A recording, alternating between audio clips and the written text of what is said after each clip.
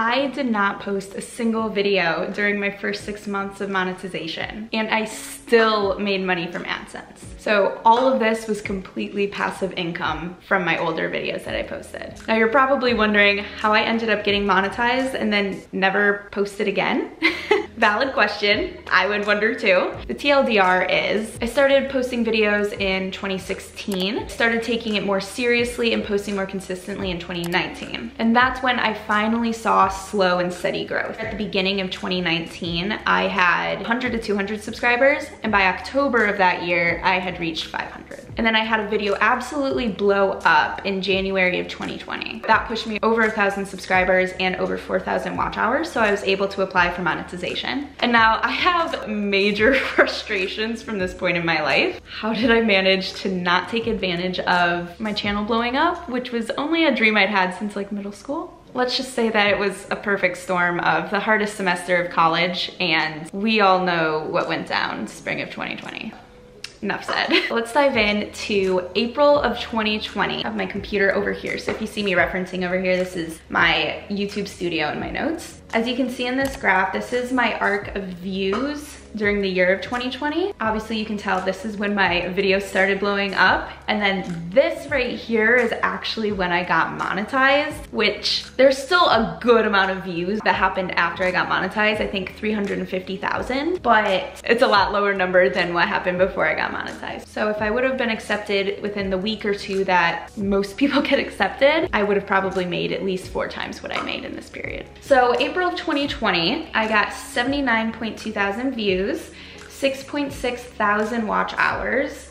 I gained 459 subscribers, and my revenue for that month was $198.74. That was my first YouTube paycheck ever. I surpassed the $100 threshold my first month, which was absolutely crazy. And so if we do the math on that, my RPM is $2.50. Not a great RPM. According to Thinkific, the average RPM on YouTube is closer to 7. My theory on why my RPM was so low is because the videos that blew up, specifically back to college content. My videos largely attracted the 13 to 20-year-old girl demographic. That's probably not a demographic that most advertisers are willing to spend a ton of money to get in front of. You know, young teenage girls are probably not spending all that much money. If you're in a different niche, finance, business, pretty much anything that targets more adult age people in the US, you're probably gonna have a higher RPM. Again, if we take that average RPM of 7-ish, multiply all of my numbers by like 2.5, and that's what your revenue would be closer to.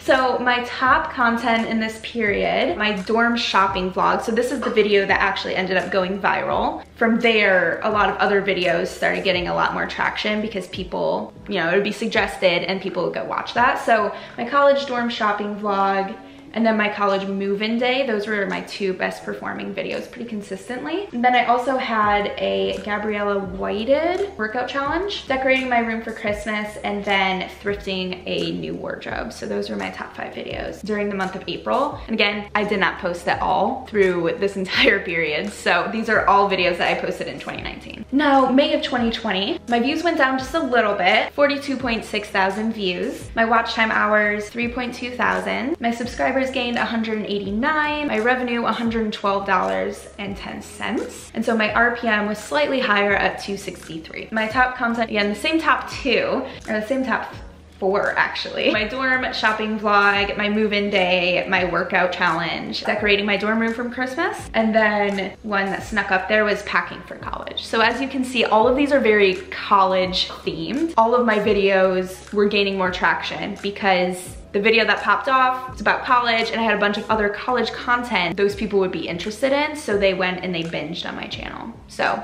pro tip, make bingeable content that is kind of tied together by some common thread. Moving on to June, we actually saw an increase this month. I had 80.3 thousand views. My watch time hours were 5.7 thousand, which I just have to say, reading this, that's just so crazy. To be eligible for monetization, you need 4,000 watch hours. Knowing that I surpassed the 4,000 watch hours in a single month multiple times over is just absolutely crazy to me. Man, again, my frustration with not taking advantage of this time period. So my watch time hours, 5.7 thousand, 620 subscribers gained, and I made $229.62. My RPM, again, even higher this time, 286. And then my top content in the period, dorm shopping vlog, college move-in day, workout challenge, decorate my dorm room, and then I had a dorm haul thrown in there. Again, very bingeable content that has a thread, a common thread. I think that really did work to my advantage. Okay, July of 2020, I think this is my most views in a given month. So 115,000 views, 8.4 thousand watch hours, 835 subscribers gained, and my revenue, $378.21. So my RPM ended up being 328. Now again, if I had more of that average RPM of 7, then approximately just multiply that by 2, I would have made almost $800 that month. My top content continues to be very consistent. I have the same top 4 and then my pack with me for college. As you can see, I got 105,000 views on that dorm shopping vlog, so that one was really, that one's just leading the charge. In August of 2020, my views went down, 27.1 thousand views. It went down like a fifth of what it had been previously. My watch time hours, 1.9 thousand. I gained 121 subscribers.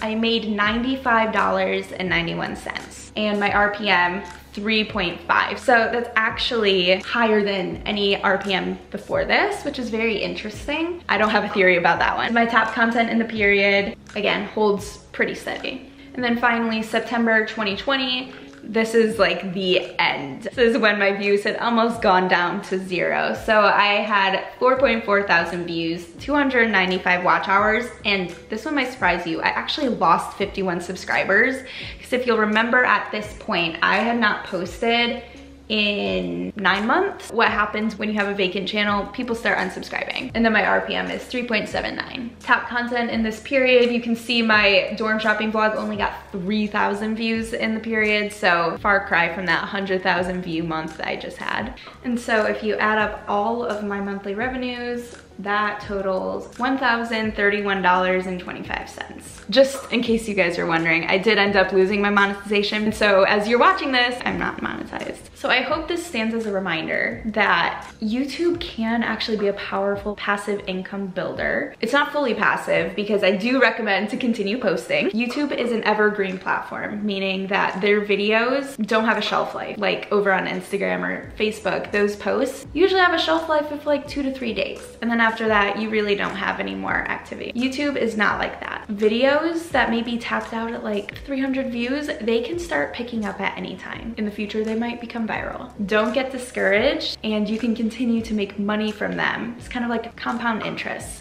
of sorts. The more videos you have out there, the more that they can earn in the future, even if you're not monetized at this moment. So I hope this serves as encouragement to continue posting, continue going. If you're someone who struggles with creating videos consistently because you're a perfectionist or you just overthink, I'm starting a challenge called the 75 Hard for Content Creators to help build good content creation habits and help me be consistent on my journey to monetization. I'd love to do this challenge with other creators, so subscribe and turn on notifications to be notified when that series drops.